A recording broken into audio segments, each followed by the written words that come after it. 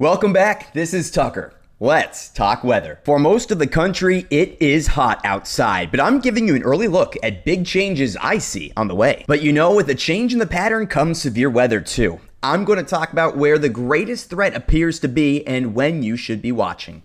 It's great to see you again, and as always, I'm excited to talk weather. It is my life after all, and I'm super excited to talk about some things I'm looking at on the satellite right now. This is actually the first time I've looked at the national satellite today, and there are some really cool features that tell a lot about the weather story on the way. Let's see if you can notice some of these. The cold front. You know where that is right now? Well, you can actually see it, these clouds moving along. That's the leading edge of this cold front. And along the front, we are seeing storms today as I record this on Friday. But we're going to focus on the weekend and next week especially. But this front is going to be bringing cooler weather to at least the northeast after it moves through. Another feature I'm noticing, you see these clouds that begin to pop up? See those white fuzzy pixels? Those are your cumulus clouds. That's where the air mass is hot and humid in the south, and this front is going to stall and not quite make it down there. So expect more heat and humidity. And one more big feature out here in the west, look at that. There's like nothing going on out here. Sometimes that means it's really cold, but in this case, it's very hot and it's very dry. And this hot and dry air mass, it's going to slowly shift to the east, and it's going to have a big impact on the weather that we see too. So with all that said, let's dive into the forecast and talk about what it means as we move into the last few days of July. I'm going to take you to the jet stream first because it gives us a great overview of everything that's going to happen over the next week here. And what you're noticing is that the jet stream is mainly in, Canada right now.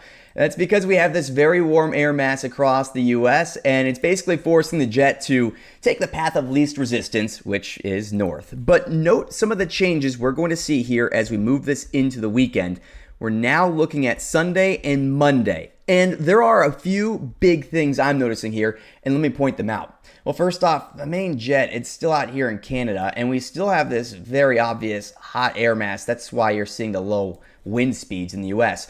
But there are a couple pieces of energy that are breaking off the main jet. You got one here, you got another here, and while it doesn't look like much, that's all you need to kick off some strong storms and likely severe weather, especially across the north central US. When you get those little bursts of wind energy in this kind of hot and humid air mass, you get what we call ridge riders, and they're lines of storms that ride across the north central US above the ridge and sometimes even make it into the northeast. So Sunday, Monday, looking at this pattern, that's immediately on my radar. Then as we round off the month of July, you're looking at Tuesday the 29th, we're going into Wednesday the 30th. The jet stream begins to take a different shape here, and you're beginning to see we have it compressing, especially out here in the northeastern portion of the US, and that means our ridge is starting to collapse. Now, it is building out west, but as a whole, we're seeing that cooler air at least try to get into the country again here, and that means, just looking at the jet stream, there will be some big implications on temperatures and possibly severe weather too. So we're going to jump into both those topics now. I'm going to talk about heat first, but you'll want to stay tuned because severe weather is a big part of this forecast. Taking a look at the air masses out there, here's our hot and humid air mass across the eastern US, and here's part of that hot air mass we were talking about in the western US. Watch how they evolve as we move this forward. That northeast hot air mass dissipates as that cold front comes through. But all that hot air in the west, that begins to take over, especially across the central US. And that's part of the reason we have energy for storms heading into and through the weekend. And as we continue to move this into next week, that hot air really establishes itself Monday, Tuesday, and even Wednesday across the eastern half of the country. But you'll notice on Wednesday, we have a big changing of the guard as this cooler air eventually comes in, and it is completely going to kick that hot air out. So by the middle of next week, we're talking the 30th, the 31st, we see a big shift in the pattern. And look, we go from mainly hot to maybe a pretty cool start to August. Now, actual temperatures will reflect this as well, and we'll talk about how big the change is right now. I'm a big summer weather guy. I love the heat. I hate it when it leaves. The warmest place I've ever lived, though, is Indiana, so I don't know what I'm doing on that front, but enjoy the heat, okay? Be safe, though. It is going to be quite hot as we look ahead at our Friday high temperatures. Anywhere you're seeing those brown and white colors, you're looking at 90s and 100s even across a good chunk of the country. Moving into Saturday, we still see a lot of hot air. It will be cooler in the Northeast. If you're trying to beat the heat, that's the place to go. But we got possible hundreds in the Carolinas. We got hundreds in the Texas region, and we even have hundreds in the Southwest. Not unusual, Texas in the Southwest, but still hot nonetheless. Moving this through Sunday, high temperatures here, still hundreds near the Carolinas, may see some hundreds into Oklahoma and Kansas, and 90s are going to be overtaking at least 80s most of the country here. Starting next week, you got Monday highs right here. We're talking, again, a lot of hundreds along the East Coast. I mean, this could easily be the hottest day of the summer out here. Hundreds in the Southwest, even 110s out there. And again, a widespread area where we may have temperatures in the 90s. And you can really see it, just how widespread it's going to be. Most of the U.S. on Monday and here on Tuesday, as I show you, is going to be hot. And these could be collectively the hottest days in the nation this summer. But you'll see here on Tuesday also, you have this colder air beginning to move in. Those are 70s in the north central U.S. And we're going to continue to see those overtake the country, with the exception of areas west of the Rockies. It's going to stay hot for you guys. But most of the U.S., while it will stay hot on Wednesday and even into Thursday, that cooler air continues to move in. And by the time we get to the end of next week and start August, that heat is going to be suppressed to more or less Texas, the Southwest, the West Coast as well. And, even the Southeast here, it's more bearable. We're in the 90s. It's summertime.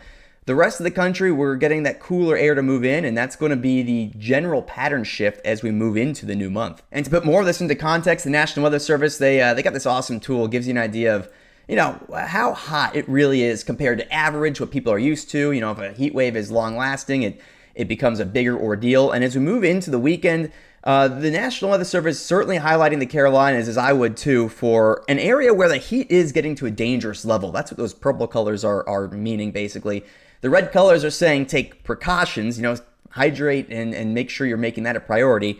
But those purple colors really telling us there is going to be dangerous heat across the Carolinas and much of the southeastern U.S. And again, across much of the Midwest, because it's going to be hot for multiple days, you do need to prioritize those things like hydration and things like that. But you're seeing Wednesday now and Thursday, and you can see, I'm going to do that again. You can see just how quickly we go from Monday, Tuesday, Wednesday, Thursday as that heat drains away and the cooler air takes over. So we just got to get through the beginning of next week, and the start of August looks pretty darn nice if you like that early September-like feel.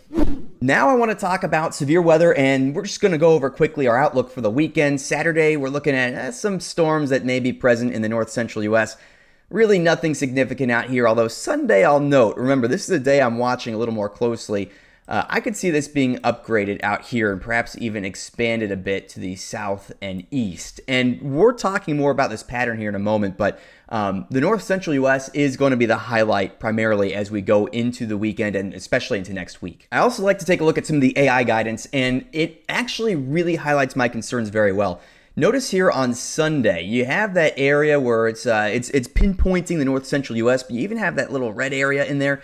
Tells us there's a decent signal for severe weather, and I actually completely agree with this. I don't always agree with the computer data, but in this case, it makes a lot of sense, and we'll talk about why in a moment here. But you can see the same thing on Monday, and you know what? I expect that will be upgraded as well, because we have those waves of energy coming with the jet stream. It's going to be hot and humid. The ingredients are there for some lines of storms that would produce damaging wind. Even Tuesday, it's possible as the jet stream collapses a bit that threat moves more into the Midwest, and the Northeast as a second front comes through also is going to be looking at some level of a risk on Tuesday. Beyond that, Wednesday and onwards here, I'm not convinced of any significant severe weather threats. But Sunday, Monday, and Tuesday, we do need to watch, especially Sunday, Monday.